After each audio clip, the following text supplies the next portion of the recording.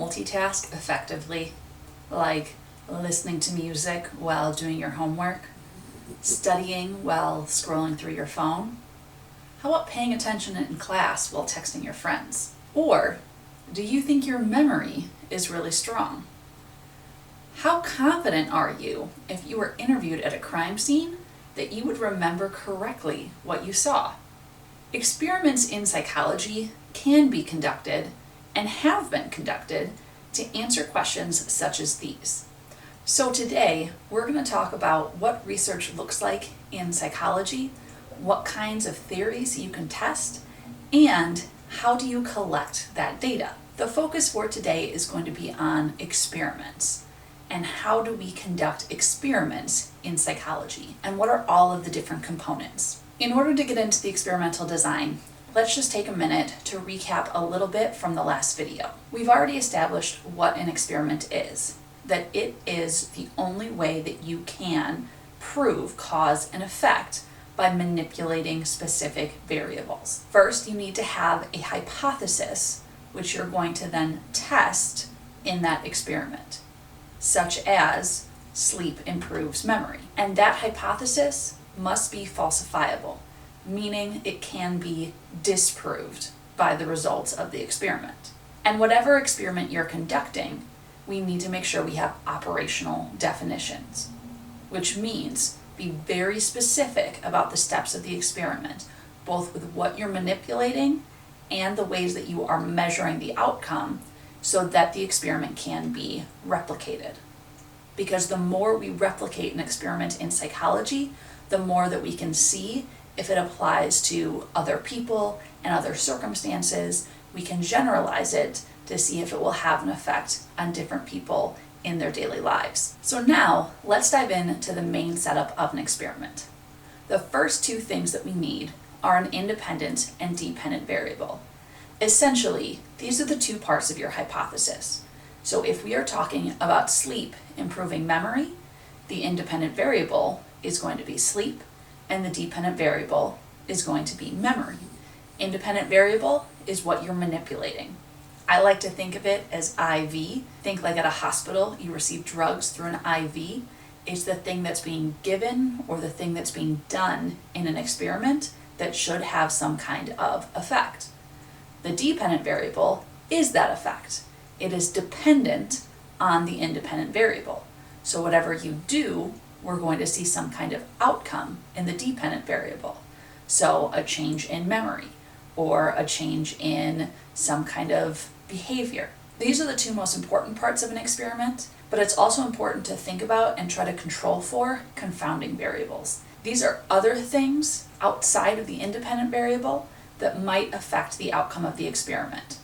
Like, for example, if we are doing an experiment on sleep and memory, whether or not your participants have had any kind of aid, such as caffeine, that could impact the outcome of the experiment if you don't control for it. Or what those persons' stress levels are.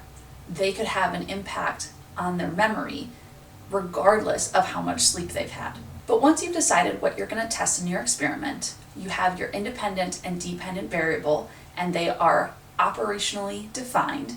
Now we have to decide, who are you doing this experiment on? So the first thing we have to decide is the population.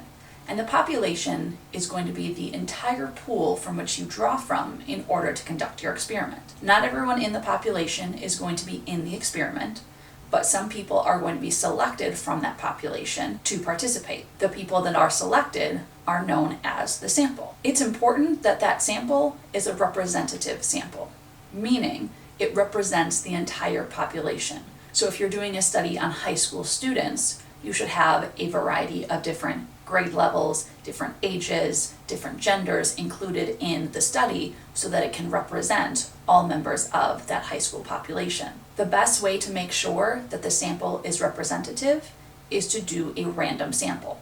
And that is that everyone from that population has an equal chance of being selected to participate in the experiment. Now, in truth, you can't always have a representative sample because sometimes people may not want to participate. Sometimes researchers will do what's known as convenience sampling, where they will do things like select volunteers for an experiment or put an ad out to see who's interested. It may not be a true representative sample then, which may be difficult for generalizing the results back to the rest of the population. It may also cause sampling bias, where the people that you select for the experiment are being selected because you're hoping for a specific outcome. So when in doubt, it's best to have a random sample so that you can have a representative sample that you can generalize back to the whole population that you're trying to study. Now, once you have your participants, they are going to be placed in either the experimental group or the control group. The members of the experimental group are going to receive that independent variable. So if we are taking a look at sleep and its impact on memory, they may be the members of the group that are getting 4 hours of sleep. Right? That is what we are manipulating and giving to them so that we can measure their memory afterwards. The control group is going to receive either nothing or the placebo. In the case of sleep and memory, they're receiving kind of the standard 9 hours of sleep, and we will also test their memory. If we were looking at something different, like let's say caffeine on memory, they would either receive nothing or a placebo where they think they're receiving caffeine, but they really are not. We'll talk about this more in a moment, but that helps to control for bias because then the groups don't know which members are receiving the real caffeine and which members are receiving the placebo.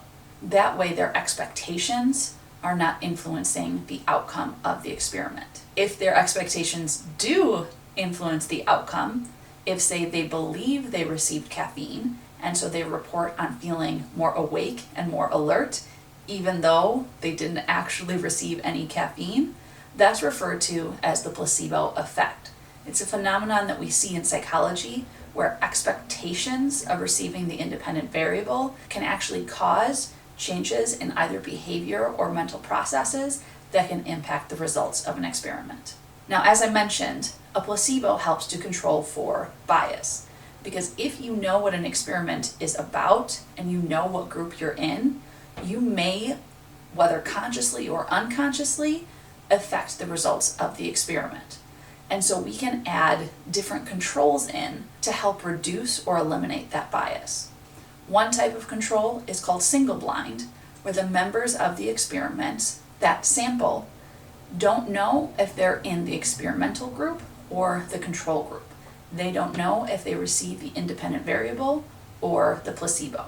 Experimenters can also have bias as well, though.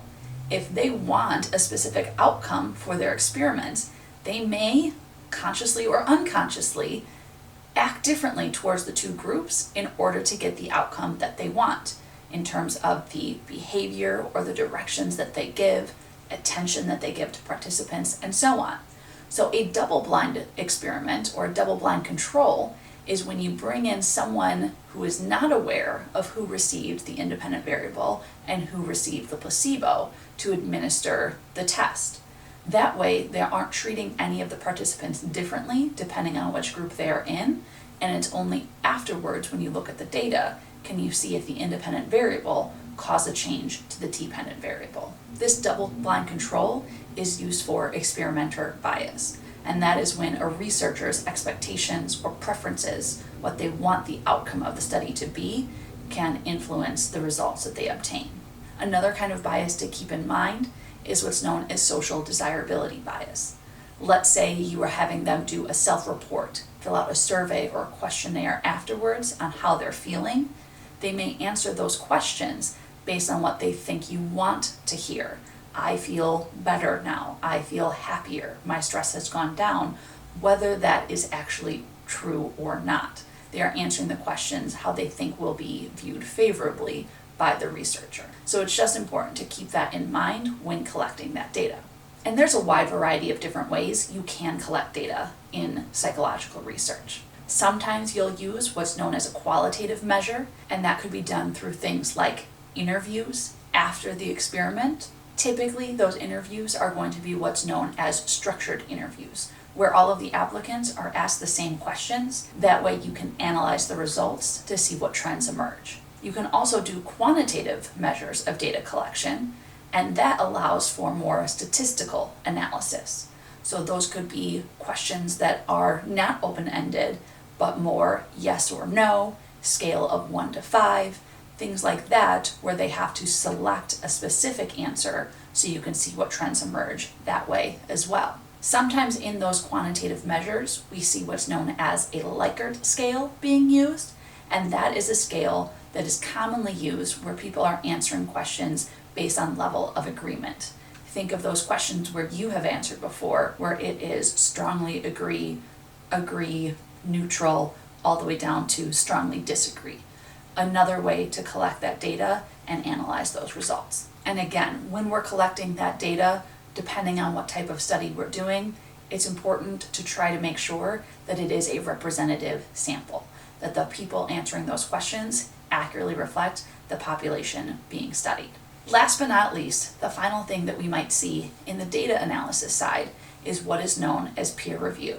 And this is the process of having the research being evaluated by experts in the field before publication.